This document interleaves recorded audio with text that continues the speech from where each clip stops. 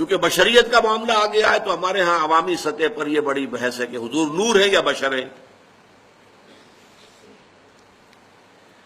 صاحبزادہ فیض الحسن صاحب کی بات آپ کو میں سنا چکا ہوں کہ ہم مانتے ہیں کہ کیا جانتے ہم جاہل ہیں، ہم نے قرآن نہیں پڑھا، ہم عربی نہیں جانتے، ہم جانتے ہیں آپ بشر تھے، لیکن آپ کی بشریت کو نمایاں کرنے کو ہم آپ کے خلاف سوء ادب سمجھتے ہیں۔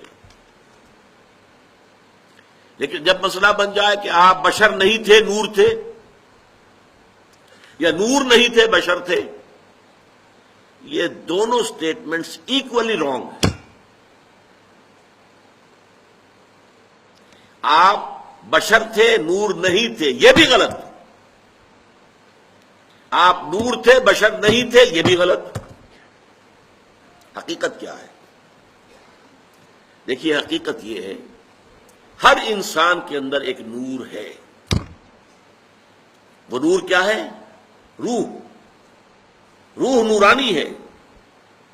اقبال نے بہت خوبصورت شعر کہا ہے، نقطۂ نوری کے نام او خودی، اسی سے ہے یہ سیلف، میں، انا، یہ در حقیقت اسی روح کا ظہور ہے۔ نقطۂ نوری کے نام او خودی، زیر خاک ما شرار زندگی، میرا وجود خاکی ہے لیکن اس میں یہ نور بھی ہے۔ مغربی فلاسفہ بھی کہتے ہیں دی ڈیوائن اسپارک، انسان کے اندر ایک شعلہ ملکوتی ہے، خدائی، یہ نور ہم میں سے ہر ایک میں ہے، لیکن نور کا فرق ہے۔ جیسے سورہ حدید اور سورہ تحریم دونوں میں آیا ہے، قیامت کے دن ہر مومن کو نور عطا کیا جائے گا، جس کی روشنی میں وہ پل صراط کا جو مشکل مرحلہ ہے وہ طے کر لیں گے، لیکن وہ اپنی کوانٹیٹیو اعتبار سے اس کے درجات اتنے مختلف ہوں گے۔ حضور نے فرمایا کسی کو تو نور ایسا ملے گا کہ مدینے سے اس کی روشنی صنعاء تک جا پہنچے گی، یمن۔ میں جب بھی یہ حدیث بیان کرتا ہوں میرے ذہن میں آتا ہے ابو بکر صدیق کا نور اس درجے کا ہوگا، خود حضور کا تو اس سے بھی بہت بلند ہوگا، لیکن مخلوق میں سے، امت میں سے حضرت ابو بکر کا نور اس درجے کا ہوگا۔ اور کسی کا نور اتنا ہوگا کہ صرف قدموں کے سامنے روشنی ہو جائے گی، جیسے ٹارچ کی روشنی ہوتی ہے۔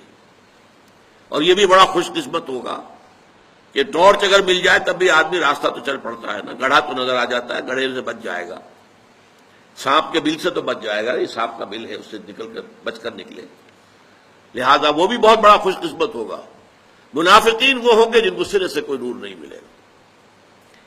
تو یہی تفاوت ہے ہمارے نور میں، جو میرے اندر نور ہے آپ کے اندر نور ہے، ہم میں سے کسی میں زیادہ ہے کسی میں کم ہے۔ محمد عربی کا وہ نور روحانی آپ کے پورے وجود کے اوپر تک غالب ہے، مستولی ہے، چھایا ہوا۔ اسی حقیقت کو آپ نے اس طرح بیان فرمایا کہ آپ نے ایک مرتبہ فرمایا کہ ہر انسان کے ساتھ ایک شیطان ہے۔ کسی نے پوچھ لیا جرأت کر کے حضور آپ کے ساتھ بھی ہے؟ فرمایا ہاں ہے، لیکن میں نے اسے مسلمان کر دیا ہے تو صحیح۔ حضور کی بشریت بھی ہے، بشریت کے تقاضے بھی ہیں، لیکن آپ کی روحانیت ہے، اور روحانیت کی نورانیت ہے۔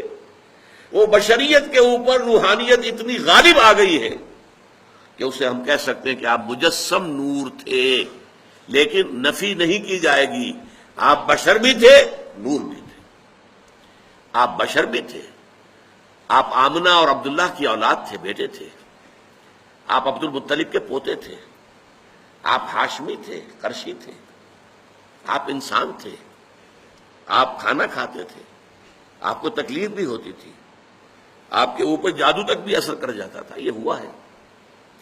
بشریت کی نفی کیسے کر دیں گے؟ آپ کے وار پڑا ہے تو خون کا فوارہ چھوٹا ہے، اور خون زیادہ چلا گیا ہے تو آپ بے ہوش بھی ہوئے ہیں، کیسے نفی کر دیں گے؟